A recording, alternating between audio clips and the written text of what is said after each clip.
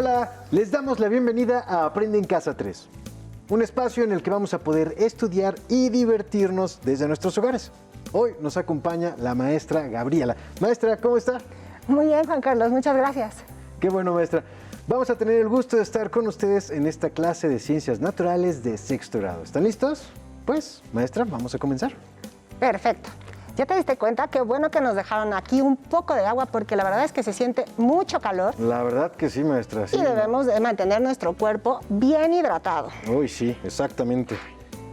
Creo que voy a darle un traguito antes, ¿no? Ay, qué rico. Qué rico, qué rico. Ay, maestra. Oiga, maestra, y creo que hay algo súper interesante sobre el agua, ¿no? Pues sí, antes que nada quiero decirles que el agua ha estado en un viaje muy, pero muy largo. ¿Un viaje largo? Ah, caray. Pues ¿de dónde viene? ¿A poco es importada? No, bueno, no me refiero al transporte del agua embotellada, aunque también cuenta, pero me refiero a un viaje que no depende del ser humano. Esta agua pudo haber estado en todas partes y para llegar aquí y estar en este vaso, ha tenido que recorrer muchos lugares. Incluso pudo dar muchas vueltas hasta alrededor del mundo. A ver, maestra, pero ¿cómo es posible eso? Pues es posible porque esta agua y toda la que encontramos en el mundo forma parte de un gran sistema llamado el ciclo hidrológico. Ciclo hidrológico, dice, es el proceso para el cual el agua circula a través de la Tierra y la atmósfera. Así es, Juan Carlos. El ciclo hidrológico o ciclo del agua explica la manera en la que el agua se mueve y sobre y debajo de la Tierra. Y este proceso ocurre en todo el mundo. Incluye a cada glaciar, cada charco, el agua en el fondo del mar y hasta la que está en las nubes, allí en el cielo, incluso la que forma hasta parte de nosotros. A ver, maestra, o sea que cada partícula del agua se encuentra en este proceso, ¿no? Y sin importar el estado físico en el que se encuentre, sólido, líquido o gaseoso. Así es. Muy El bien. agua que está en este vaso pudo haber estado antes en un río o lago y antes a lo mejor en una nube que viajó desde muy lejos, desde el mar. Es más, no sé dónde se ha formado, pero también pudo haber formado parte hasta de algún animal Ay, o de alguna planta o haber estado congelada en alguno de los polos, ¿eh? órale. No, bueno, pues ya entiendo ahora el por qué esta agua pudo haber recorrido el mundo antes de llegar aquí. O sea, el agua es un material muy, muy interesante, maestra. Wow. Pues sabes, Juan Carlos, ya que lo mencionas, ayúdanos a recordar lo que vimos en las clases pasadas, porque no es casual que estemos hablando hoy del agua. Claro que sí, maestra. Bueno, pues en las clases anteriores estudiamos dos tipos de transformaciones.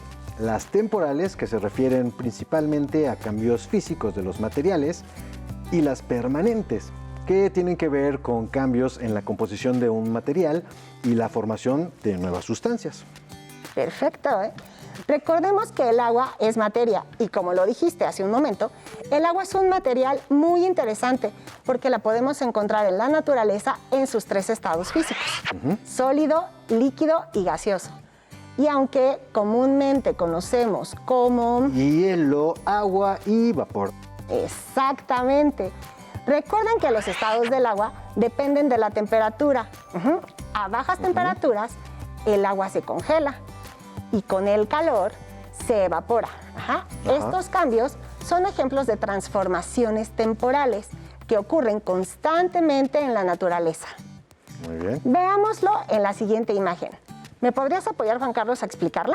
Claro que sí, maestra. A ver, vamos a verlo. Bueno, pues, a ver, creo que si cada trío de bolitas representan una molécula de agua a temperaturas bajas, las moléculas se mantienen muy juntas y organizadas, ¿no? Formando el hielo. Entonces, bueno, esto sería el estado sólido. Si aumenta la temperatura, las moléculas se separan, pero siguen estando juntas. Entonces, bueno, se deshace el hielo y se forma el estado líquido, el agua. Pero si el calor incrementa, las moléculas quedan libres y se dispersan, formando el estado gaseoso, que pues lo podemos notar como vapor de agua. Muy bien. Cuando usamos estos modelos que representan la materia como partículas o moléculas que se unen y se separan, podemos entender mejor algunos procesos como los cambios de estado. Así que ténganlo muy en cuenta durante esta clase. Vaya, oye, nunca me había puesto a pensar, en todo lo importante que es esto. O sea, supongo que, pues por sus propiedades tan especiales, el agua puede haber viajado por todo el mundo. Y esa característica de pasar por cambios temporales es la que precisamente la hace fundamental para la vida. Como veremos a continuación, como pueden darse cuenta, hoy analizaremos el ciclo hidrológico paso a paso. Muy bien, maestra. Y entonces, ¿cuál sería el primer paso? Muy bien, pues el primer paso tenemos que ubicarlo. ¿Cómo se te ocurre que empieza a funcionar este ciclo? A ver, ¿cómo empieza? A ver, maestra, no, pero se supone que, bueno, si es un ciclo no tiene ni principio ni fin, ¿no? Bueno, sí, pero todo tiene un inicio. Hasta los ciclos más constantes, en este caso, hablamos de un componente que lo pone en marcha y que consideraremos como nuestro primer paso. El ciclo empieza como empezaron muchas otras cosas en la historia de la vida en la Tierra, con el Sol.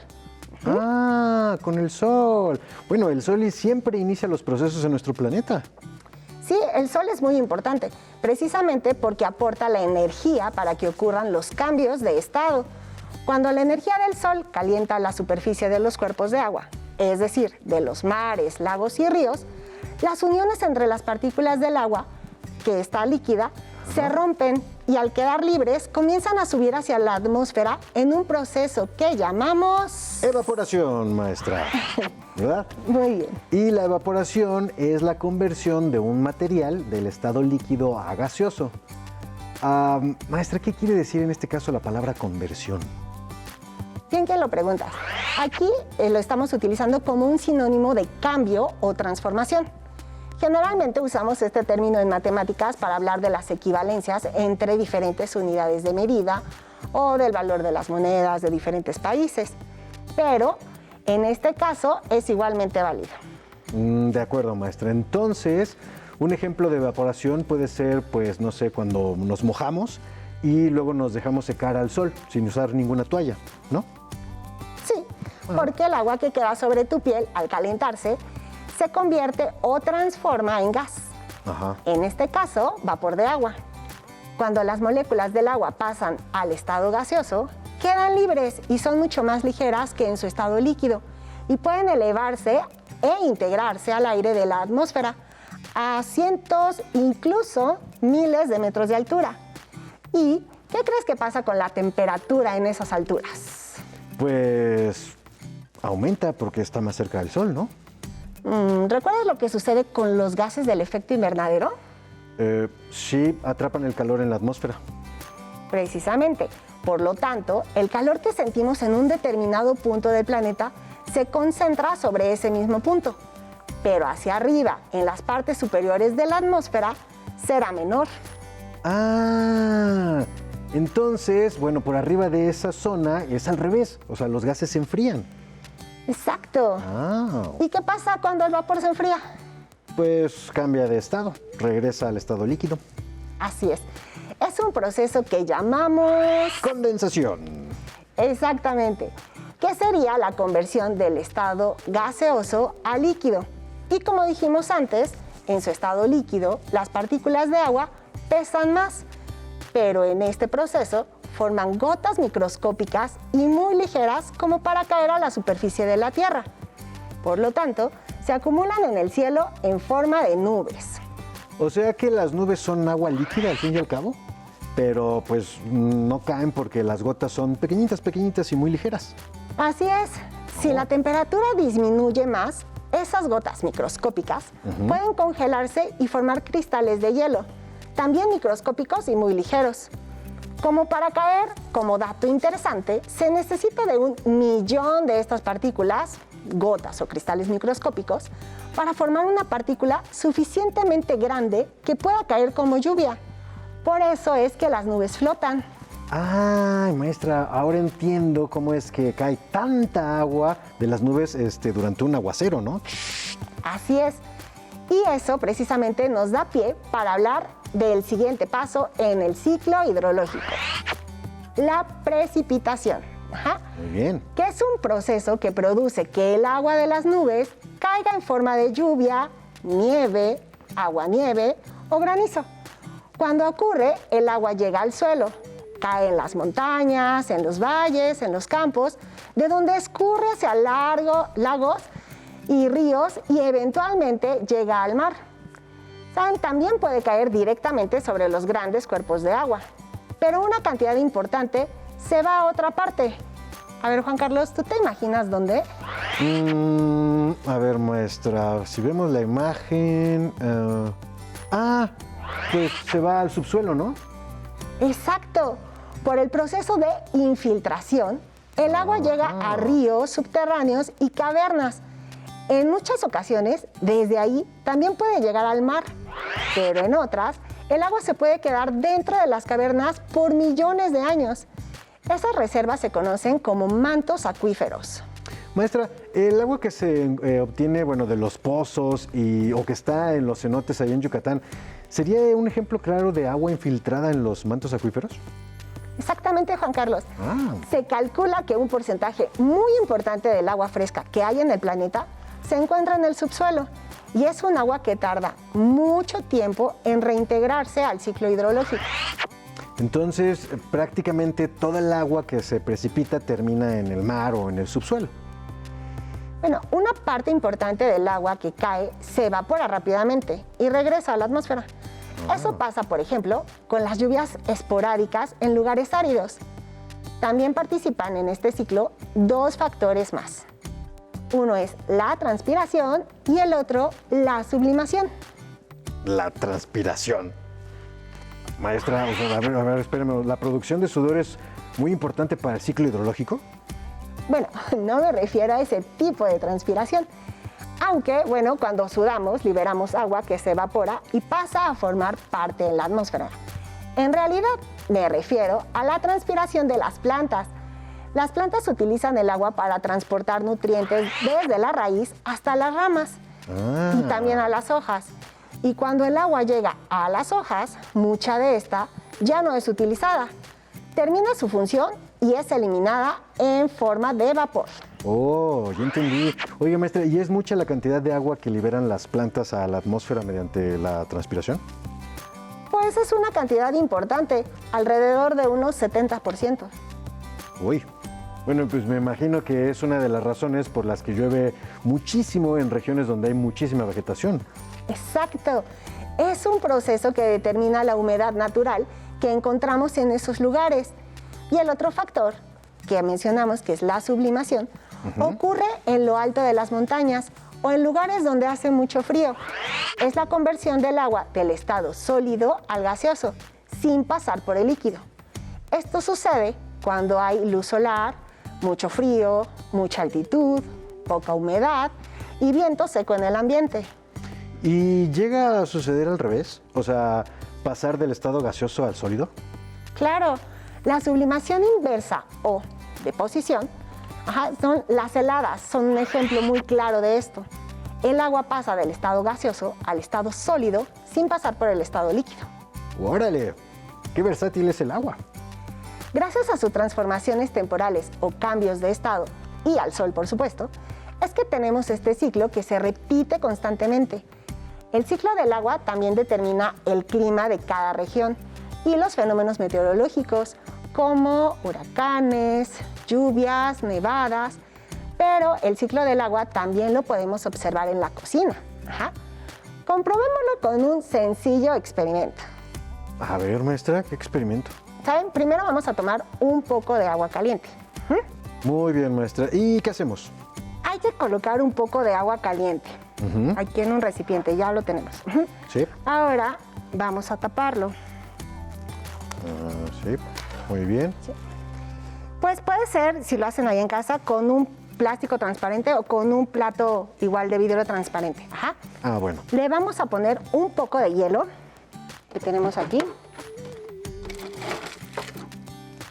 sobre el plástico o plato. Muy bien. Ahora, de esta manera van a poder observar los cambios del estado con toda claridad. ¿Saben? Tenemos que imaginar que el agua caliente es el agua que el sol calienta y se evapora hasta llegar a la atmósfera. Que aquí la atmósfera es presentada por el plástico y con los hielos encima. En la atmósfera se enfría el vapor y se condensa formando gotas de agua líquida que van a representar las nubes. En este que ya teníamos desde que empezamos la clase, ya quedaron formadas aquí las gotitas. Sí. Entonces, cuando las gotas ya son muy pesadas, caen de manera similar a cuando las nubes están muy cargadas y hay una precipitación. Como pues aquí podemos ver, ya están cayendo las gotas. Entonces, si se fijan, pues ya con este sencillo experimento podemos ver las transformaciones del agua. Oh, maestra. Y eso quiere decir que cada gota es parte del ciclo y que no se pierde, ¿no? Así es, la cantidad de agua en la Tierra es siempre la misma. Entonces, o sea, ¿el agua pues no se puede desperdiciar? La respuesta es sí. El agua que podemos utilizar los humanos y los demás seres vivos sí puede desperdiciarse. Para comprenderlo mejor, vamos a ver el siguiente video. ¿Sabías que el planeta está cubierto por un 70% de agua y un 30% es tierra? De todo el agua que hay en el mundo, 97.5% es agua salada. El resto, 2.5%, es agua dulce. De esta agua dulce que hay en el planeta, el 69% está congelada y en la humedad del suelo. El 31% se encuentra en el subsuelo y poco menos del 0.3% en lagos, ríos, arroyos, lagunas y humedales. Y equivale a una alberca del tamaño de Alemania con 1 kilómetro de profundidad. Esta es el agua que utilizamos y de la que dependen los otros usuarios del agua. México posee el 0.1% del total de agua dulce del planeta. Esto nos hace un país con baja disponibilidad de agua. La distribución del agua en México no es homogénea. 2/3 partes del país son consideradas áridas o semiáridas, con lluvias anuales menores a medio metro, y 1/3 parte considerada húmeda y subhúmeda, con lluvias promedio de más de 2 metros por año. En la mayor parte del país, el periodo de lluvias es entre junio y octubre, mientras que los meses restantes son de sequía. En México, la cantidad de agua que llueve a lo largo de todo el año es equivalente a una alberca del tamaño del Distrito Federal con 1 kilómetro de profundidad. De toda esta agua, gran parte se evapora y otra escurre hasta el mar, quedando solo un 32% para nuestro consumo. De esta agua disponible, el 77% se usa en agricultura y ganadería, 13% en abastecimiento público y 10% en industria, terminándose completamente el agua disponible.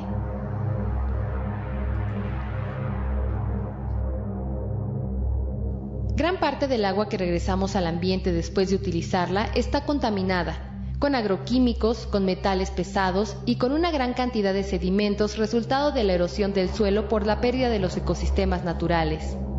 En el mundo y en México, el agua se reparte entre una sola especie, el ser humano. Pero desde hace millones de años, miles de especies han hecho uso de ella sin preocuparse. Hasta ahora. En México viven cientos de especies que dependen del agua dulce limpia. La gran mayoría de estas especies han sido afectadas y sus poblaciones disminuidas de una manera alarmante. Esto se debe al uso desproporcionado que hacemos del agua, al exceso de contaminación, a la desecación y a la introducción de especies exóticas.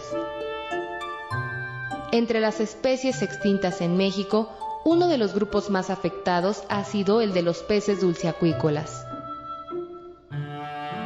Cuando uses el agua, no la desperdicies. Acuérdate de los demás usuarios. ¿Qué les pareció el video? Ay, maestra, es muy, pero muy poca el agua fresca de la que disponemos los seres humanos. ¿Recuerdas la cantidad exacta? Sí, el 1%.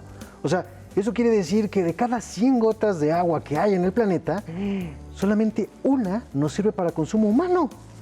Y no solo para consumo humano, sino para todos los seres vivos que dependen del agua fresca, es decir, todos los seres que viven en el mar. Ay, maestro, no. Y bueno, y si a esto le sumamos todavía el hecho de que contaminamos una parte importante de esa agua, pues estamos en graves problemas, maestra. Muy graves. Por eso, aunque vivamos en una zona con mucha agua como Veracruz o Tabasco, debemos valorar cada gota. Ya, ahora entiendo y bueno, siento mucho más aprecio por el agua de este vasito. Que bueno, ha recorrido todo el mundo para llegar hasta aquí, ¿eh? ¡Wow! Pues hoy hemos visto que el agua se mueve a través del ciclo hidrológico, que se compone de 3 fases. Ajá. A ver. Que serían evaporación, condensación y precipitación, que se repiten constantemente. Bien, una vez que el agua precipita de las nubes, sucede el proceso de escurrimiento entre ríos, lagos y ríos subterráneos. Ajá. El agua llega finalmente a los océanos y se repite el ciclo impulsado por el sol, ¿verdad? Y bueno, cada gota de agua forma parte del ciclo del agua. Todo. Bien, también vimos que aunque 2/3 partes de nuestro planeta están cubiertas de agua, solo un porcentaje muy bajo de esa agua es considerada agua fresca para el uso y consumo de los seres humanos. Así es. O sea, para el consumo de nosotros y de los demás seres vivos del planeta Tierra, pues eso es muy importante. Tenemos que cuidarla y evitar su contaminación. Bien, ¿qué les parece? Para concluir, los invito a que revisen las actividades sobre evaporación y filtración que se describen en las páginas 96 y 97 del libro de texto de Ciencias Naturales. Consigan el material y realicen en su casa con ayuda de un adulto. Contesten las preguntas en su cuaderno, considerando lo que hemos visto en clase, y coméntenlas con su familia, sus compañeros y su maestra o maestro. Qué buena sugerencia, maestra. Hacer actividades prácticas nos ayuda a aplicar lo que hemos aprendido. Nosotros nos vemos la siguiente clase para estudiar un proceso muy importante relacionado con las transformaciones, pero ahora con las permanentes. Uy, perfecto, maestra Gaby. Muchísimas gracias. Nos vemos en la próxima clase. Nos vemos. Si te es posible, consulta otros libros y comenta el tema de hoy con tu familia. Si tienes la fortuna de hablar una lengua indígena, aprovecha también este momento para practicarla y platica con tu familia en tu lengua materna. Por hoy hemos terminado con Transformaciones temporales y ciclo del agua, de Ciencias Naturales de 6º grado. Espero que lo hayan disfrutado tanto como nosotros. Nos vemos, hasta la próxima.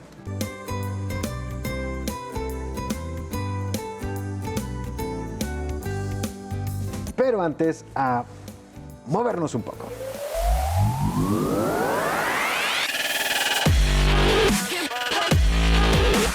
Recuerda, entre clase y clase, activa tu cuerpo.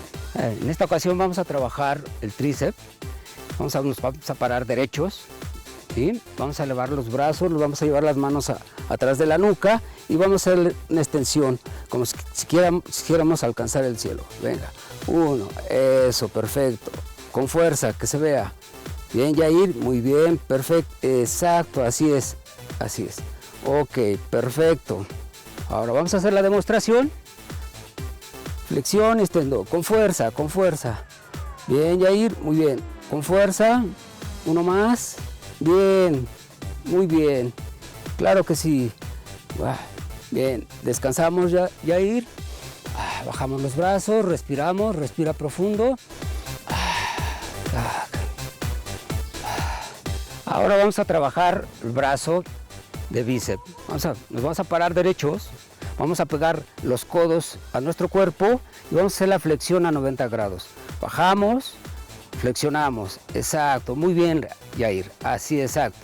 Con fuerza, que se vea bien, 90 grados, perfectamente bien realizado. Una vez más, bien, flexionamos a 90 grados, bajamos, flexión, extensión, flexión, extensión. Muy bien, Yair, exacto. Así, perfecto. Otra más, una vez más, con fuerza, que se vea. Otra más, bien. Descansamos, agitamos nuestros brazos a descansar, respiramos. Ahora en esta ocasión vamos a trabajar un poco de hombros. Lo que vamos a hacer, nos vamos a parar. Vamos a hablar el compás de una forma que sintamos relajados Y vamos a elevar los brazos lateralmente hasta exactamente a la altura de los hombros. Bien, Yair, exactamente ahí, exacto, ahí. Elevamos, bajamos, abrir nuestros brazos lateralmente. Muy bien, a la altura de los hombros, bien, exactamente ahí, está bien hecho. Yair, exacto, ahí, con fuerza, respiramos, bajamos, arriba, abajo, muy bien, otra más, una vez más, bien, descansamos, relajamos, respiramos profundo, bien. Y después de cada pausa, activa tu mente.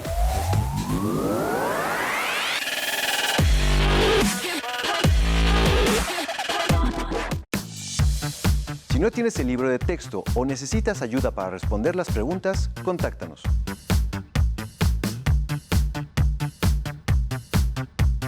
Para apoyo pedagógico, hay maestras y maestros de lunes a viernes de 8 a 20 horas en el teléfono 55 41 72 04 13 con 100 líneas.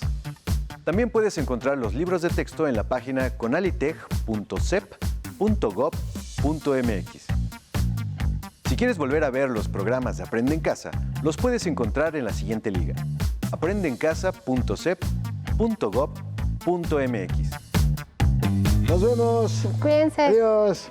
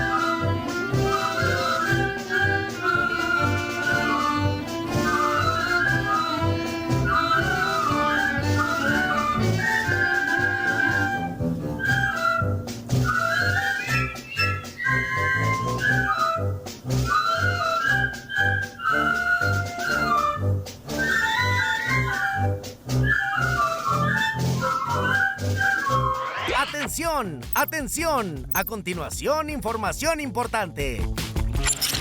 A este número puedes llamar cuando tú o alguien cerca de ti tenga una emergencia.